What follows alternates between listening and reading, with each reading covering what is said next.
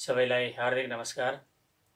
यो पुस्तकभित्र के छ श्रृङ्खलामा आज म धेरैले सुनेको, धेरैले पढेको पनि हुन सक्नुहुन्छ जेल जर्नल, जो बीपी कोइरालाको जेल जर्नल हो। यो किताबका बारेमा संक्षिप्त परिचय प्रस्तुत गर्न खोजिरहेको छु। नेपाली साहित्यमा विश्वेश्वर प्रसाद कोइराला र आदिकवि भानुभक्त आचार्य निश्चय नै जेल जीवन नबिताएको भए उहाँहरूका यदि राम्रा गुणस्तरीय र साहित्य क्षेत्रमा उहाँहरूको यदि चर्चाको शिखरमा नाम आउने थिएन कि भन्ने मलाई लाग्छ र त्यसैले उहाँहरू मेरा आदर्शका पात्र हुनुहुन्छ। र अहिले देश लकडाउनमा, विश्व नै लकडाउनमा भइरहेको स्थितिमा यस्ता कृतिहरू पढ्नु हाम्रो लागि र उहाँहरूबाट प्रेरणा लिएर अगाडि बढ्नु हाम्रो लागि निकै प्रेरणादायी हुनेछ भन्ने कुरामा पनि म विश्वस्त छु। विश्वेश्वर प्रसाद कोइरालाले 2017 पुस 1 गते जब जेल पर्नुभयो र 2017 पुस 1 गते जेल परिसकेपछि उहाँले क्रमशः आफूलाई अध्ययनशील बनाउँदै जाने सन्दर्भमा 2017 फागुन 5 गतेदेखि 2021 पुस 1 गतेसम्मकै डायरीका रूपमा, अर्थात् यसलाई दिनपञ्जीको रूपमा यहाँ पाठकहरू समक्ष उहाँले प्रस्तुत गर्नुभएको छ। यसलाई 2054 सालमा जगदम्बा प्रकाशनले प्रकाशमा ल्याएको यो अडियोको रूपमा पनि सुन्न सकिन्छ र यसको भूमिका गणेशराज शर्माले लेख्नु भएको छ भने जगदम्बा प्रकाशनकै सन्दर्भमा कमलमणि दीक्षितबाट पनि भूमिका आएको छ र प्रकाशकीयको रूपमा पनि यहाँ अगाडि उल्लेख भएको छ। अरू सन्दर्भहरू यसमा करिब 4 वर्षको अन्तरालमा बीपी कोइरालाले लेख्नु भएको दैनिकी यसमा अटाएको छ।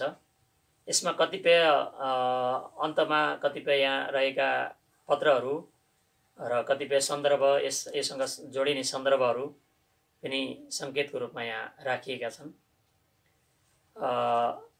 यो बीपीको शतवार्षिकी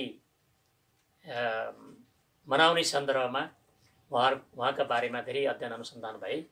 त्यसै सन्दर्भमा मैले पनि यसलाई धेरैचोटि पल्टाएको थिएँ, हेरेको थिएँ, यसलाई सन्दर्भ बनाएर लेख रचनाहरू चाहिँ उपलब्ध गराएको थिएँ र यसमा गणेशराज शर्माले लेखेको भूमिकामा बीपी कोइरालाको सन्दर्भमा भन्नुभएको छ।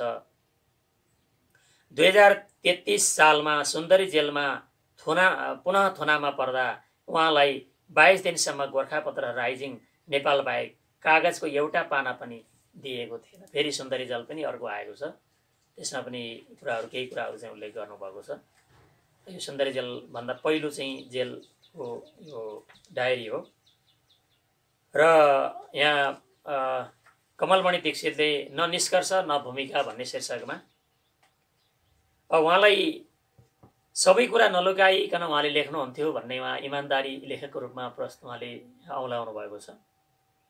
यौनका कुरा र स्त्री प्रसङ्गका विषयमा पनि उहाँ स्पष्ट हुनुहुन्थ्यो, कतिपय कुरा उहाँले लुकाउनु भएको छैन भन्ने सन्दर्भ छ र उहाँले 3 कुरा सुशीलाले मलाई त्याग्न भनेकी थिइन्। बीपी कोइरालाले चाहिँ उल्लेख गरेकै सन्दर्भमा यहाँ आएका छन्। 3 कुरा सुशीलाले मलाई त्याग्न भनेकी थिइन्, चुरोट, रक्सी र यौन। 2टा कुरा मैले छोडेँ, एउटा छाड्न सकिनँ। अबदेखि म स्वास्नी मान्छेका बारेमा पनि सुशीलाको आग्रह पुरा गर्छु। यसमा उल्लेख भएको, उद्धरण गर्नुभएको छ। उहाँले आफ्नो काम आफै गर्न बानी बसाल्ने उद्देश्य पनि उहाँको थियो बीपी कोइरालाको भन्ने यहाँ टिप्पणी गर्नुभएको छ। पृष्ठ 126 मा भएको उदाहरण यहाँ यसरी उल्लेख गर्नुभएको छ। हृदयभन्दा मस्तिष्क, भावनाभन्दा बुद्धिले थिचेको हुन्छ मेरो भाषा भनेर आफ्नो भाषाका बारेमा आत्मलोचना गरेको कुरा पनि यहाँ आएको छ। बिपीलाई छन्दमा कविता लेख्ने इच्छा त थियो, तर छन्द ज्ञान थिएन। भए पनि उहाँले सुन्दरी जल को जेलमा छँदा कथाहरू बाहेक एउटा कविता सङ्ग्रहलाई पुग्ने कविताहरू लेखेको छु भनेर सकार्नु भएको थियो। अर्थात् उहाँले प्रवासकालमा बनारसमै रहँदा 12वटा कविताहरू लेख्नु भएको थियो। यो सन्दर्भमा यसरी जोडिएको हो र यसमा आएका कतिपय उदाहरणहरू महत्त्वपूर्ण छन्। यो बिपी कोइरालाको यो जेल जर्नल पढ्नै पर्ने एउटा ग्रन्थ मानिन्छ र यो जेल जर्नलमा भएका मलाई सबभन्दा ठुलो ममता बालक र स्त्री प्रति छ भनेर उहाँले व्यक्त गर्नुभएको छ। यस्तै सन्दर्भ यसमा आएका छन्। उहाँ अनुवादक पनि हुनुहुन्थ्यो। अनुवाद गर्न थाले, मलाई 8 दिन लाग्यो अनुवाद गरी सिद्ध्याउन। अनुवादमा मैले देवदासी भन्ने नाम राखेँ। उहाँ अनुवादक पनि एउटा हुनुहुन्थ्यो भन्ने यो यसबाट प्रष्ट हुन्छ। नेपालका लागि गणतन्त्र अब आवश्यक भएको छ तर क्रोधको वेगमा देशको चिन्तन सम्भव छैन भनेर गणतन्त्रको उद्घोष पनि उहाँले 2017 सालमै व्यक्त गर्नुभएको थियो गणतन्त्रको सन्दर्भलाई हेर्दा। त्यस्तै संस्कृत भाषा निष्ठ उहाँको चाहिँ लेखन छ। मनमा जुन कुरा लेख्छु भनेर बस्यो, लेखेर उठ्दा अर्कै कुरा लेखिएको हुन्छ। मलाई थाहा छैन अरूहरूलाई यस्तै अनुभव हुन्छ कि हुँदैन। यदि म चित्रकार भएको भए कोमलाङ्गी, स्नातोद्यत, निर्वस्त्रा, बपुष्मान तरुणीको चित्र अङ्कित गर्न थाल्दै मेरो कलात्मक प्रयासको परिणति चितवनको वन बिहारी, स्थूलकाय, मृत्तिका लेपित, निम्न चेतन, गैँडाको सम्भवतः एउटा सुन्दर चित्रमा हुने थियो। यसरी लेखनकै सन्दर्भमा उहाँले संस्कृतनिष्ठ अत्यन्त भाषाको प्रयोग गर्नुभएको छ। उहाँको भाषा संस्कृतनिष्ठ थियो। र पढाइ र लेखाइमा भिन्नता के छ भन्ने बारेमा बिपी कोइरालाको धारणा यस्तो छ। पढ्न भन्दा लेख्न गाह्रो, किनभने पढ्दा उति बौद्धिक सङ्गठन सावधानीको आवश्यकता पर्दैन। लेख्दा भने बुद्धिलाई चङ्ख राखेर त्यसको राम्रो सङ्गठन गर्न सक्नुपर्छ। पढ्दा बुद्धिमा चेतना सतहलाई मात्र जागृत राखे पुग्छ। गहिरो अध्ययन गर्न भने यसले पुग्दैन। तर लेख्दा सतहको असुप्त अवस्थाले मात्र पुग्दैन। केही न केही गहिरोपन यसका लागि आवश्यक हुन आउँछ। मुख्य कुरा विचारको सङ्गठनको जरुरत पर्छ। लेख्दा किताब पढ्दा अर्काको सङ्गठित विचार पाइन्छ। चम्चाले खाए जस्तो सजिलो हुन्छ। आफैले लेख्नु पर्दा आदिदेखि अन्तसम्म आफैले मेहनत गर्नुपर्छ। यो पढाइ र लेखाइको अन्तरमा उहाँले यो व्यक्त गर्नुभएको छ यो सन्दर्भ चाहिँ। त्यस्तै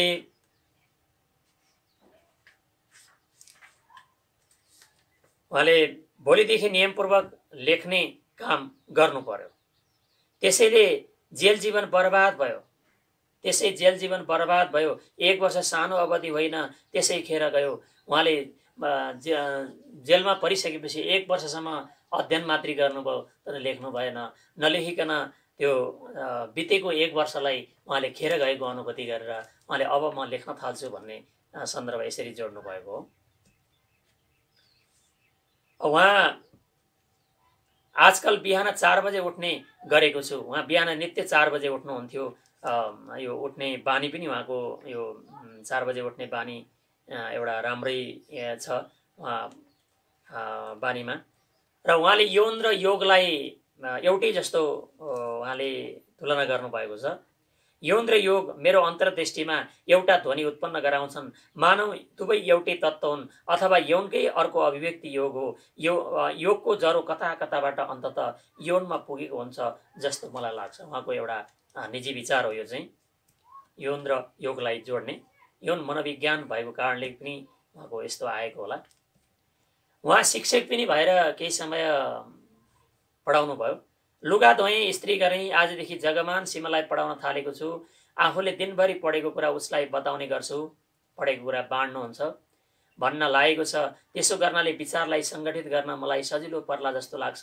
ज्ञानको मुख्य उपलब्धि त्यसको मस्तिष्कले ग्रहण गर्न सकेको अंश हो, तर साथै त्यति अंशको पनि पूर्ण प्राप्ति हामीलाई तब मात्र हुन्छ जब हामीले त्यसलाई शब्दमा वा भाषामा परिणत गर्न सक्छौँ। ज्ञानका सम्बन्धमा सायद भाषा इतर अनुभव मुख्य कुरा हो, तर भाषामा उत्रिन नसक्ने ज्ञान अस्पष्ट र अव्यावहारिक हुन्छ जस्तो मलाई लाग्छ।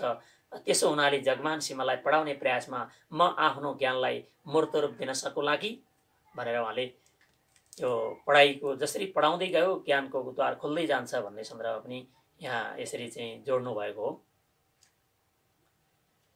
र उहाँ कष्टमय जीवन दुखी होइन, जीवनबाट आशाको लोभ दुःख हो, उहाँको एउटा उद्गार जस्तो यसरी आएको छ। वास्तवमा कष्ट जसले पनि प्राप्त गर्छ, कष्टमय जीवन दुखी होइन, जीवनबाट आशाको लोभ दुःख हो। भोलि सुख पलाउला, उज्यालो होला भनेर यो कल्पना गर्नुपर्छ। उहाँको दैनिकी यस्तो थियो। उहाँ एउटा दैनिकी समय सारणी तालिका बनाएरै उहाँ चाहिँ उहाँको दैनिकी बित्ने गर्थ्यो। हामी व्यवहारिसै दैनिकी बिताइरहेका छौँ, तर उहाँको दैनिकी यस्तो थियो। र 4 बजे उहाँ नुहाउने धुवाउने, 4 बजेर 50 मिनट अध्ययन गर्ने, 5 बजेदेखि 7 बजेसम्म रामायण पढ्ने, खाने र घुम्ने, 8 देखि 10 बजेसम्म अध्ययन गर्ने, त्यसमा विशेष गरेर कविता, र 10 देखि 2 बजेसम्म भोजन गर्ने, विश्राम गर्ने र अखबारहरू पढ्ने, समाचार पत्रहरू पढ्ने, अनि 2 बजेदेखि 4 बजेसम्म दिवानलाई पढाउने, 4 बजेदेखि 5 बजेसम्म बेलुका अध्ययन गर्ने, अनि 5 बजेदेखि 6 बजेसम्म पनि अध्ययन गर्ने, 6 बजेदेखि 7 बजेको बिचमा भोजन गर्ने, 7 बजेदेखि पौने 8 बजेसम्म चाहिँ अध्ययन गर्ने, पौने 8 देखि 9 बजेसम्म पनि अध्ययन गर्ने, र 9 देखि 10 बजेसम्म अध्ययन गरेर त्यसपछि चाहिँ विश्राम गर्ने। यसरी उहाँको दैनिकी यसरी बितेको थियो। हामीले पनि दैनिकी बनाएर अगाडि बढ्न सक्यो भने निश्चय पनि हाम्रो जीवन पनि उपलब्धिमूलक हुन सक्नेछ। आज नियमपूर्वक अध्ययन गरेँ, यसै गरेर किताबमा मन लगाउनु पर्यो। कति दिनसम्म थुनिएर बस्नुपर्ने हो, कति दिनसम्म थुनिएर बस्नुपर्ने हो। मनलाई अचञ्चल पार्नमा अध्ययनले ठुलो मद्दत दिन्छ, एकाग्र बनाउनलाई अध्ययनले मद्दत गर्दो रहेछ भन्ने अनुभूति गरेर उहाँले अध्ययनमा आफूलाई प्रवृत्त गराउनु भयो।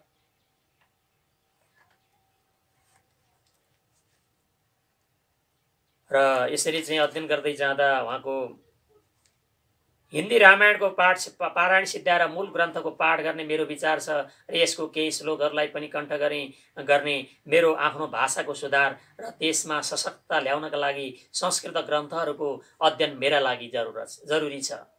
मेरो आफ्नो भाषाको सुधार र त्यसमा सशक्तता ल्याउनका लागि संस्कृत ग्रन्थहरूको अध्ययन मेरा लागि जरुरी छ। पहिले मैले समयमै त्यसपट्टि ध्यान दिनु पर्थ्यो। उहाँ पछुताउनु भएको छ संस्कृत पढ्न नपाएकोमा। तर संस्कृत पढ्न नपाए पनि उहाँले संस्कृतको अध्ययन गरेर आफ्नो भाषालाई एकदम स्तरीय बनाउन उहाँ प्रतिबद्ध हुनुहुन्छ।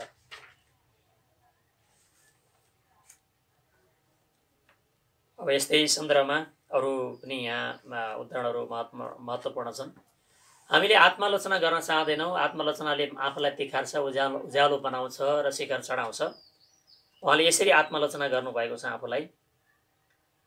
नेतृत्व वर्ग नै बरु कमजोर रहेछ, मलाई यसले बडो ग्लानि दिन्छ र यस्तो विचार गर्दा म आफ्नो जवाबदेहिताबाट चोखिन पाउँदिनँ। ममै केही लुकेको कमजोरी छ कि जसले मेरा नजिकै आएकाहरूमा कमजोरीको प्रादुर्भाव हुन्छ भन्ने विचार मनमा आउँदा मलाई उद्विग्नता हुन्छ। समाजलाई एउटा राष्ट्रलाई अगाडि बढाउन सक्ने क्षमता, विवेक, चारित्रिक दृढता, आत्मसङ्गठन, धैर्य, साहस, निर्भीकता, निस्वार्थ संयम भएको नेतृत्व गुणको ममा अभाव छ भन्ने दुश्चिन्ताले म कहिलेकाहीँ क्षुब्ध हुन्छु। महामानव भनेर हामीलाई सम्बोधन गर्ने बिपी कोइरालाले त आफूमा रहेका आफूमा यी कमजोरी छन् कि भनेर आत्मलोचना गर्नुभएको थियो भने हामीले आत्मलोचना गरेर अगाडि बढ्नु निश्चय नै हाम्रो लागि श्रेयस्कर हुनेछ। उहाँ कसरी भौतिकवादी हुनुभयो त? कम्युनिस्टहरूको सङ्गत गर्दै गर्दा म भौतिकवादी भएँ भन्ने चिन्तन यसरी व्यक्त गर्नुभएको छ। कम्युनिस्टहरूको सङ्गतले हठात एउटा नयाँ लोकमा मेरो आँखा खोल्यो, जुन लोकमा मानौ यावत कुराहरू स्पष्ट र धुम मुक्त थिए। बुद्धिले बडो उत्साहका साथ भौतिकवादलाई ग्रहण गर्यो र त्यसरी म भौतिकवादी हुँदै गएँ र आज म आफूलाई दुविधारहित मनले भौतिकवादी भने स्वीकार गर्छु।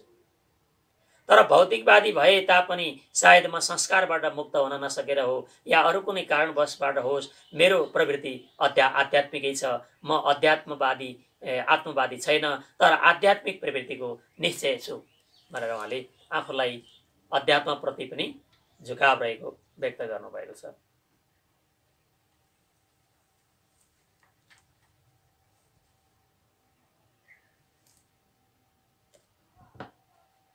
उहाँको आफ्नो यस्तो खुलापन यहाँ आएको छ। आजकल सर्वाङ्ग नग्न भएर सुत्ने गरेको छु। एक त लुगा चाँडै चाँडै मैले दिने, त्यसमा तन्ना र सिरको खोल चाँडै मैलिँदा रहेछन्। अर्को बिहान उठ्ने बित्तिकै नुहाउन सजिलो पर्दो रहेछ।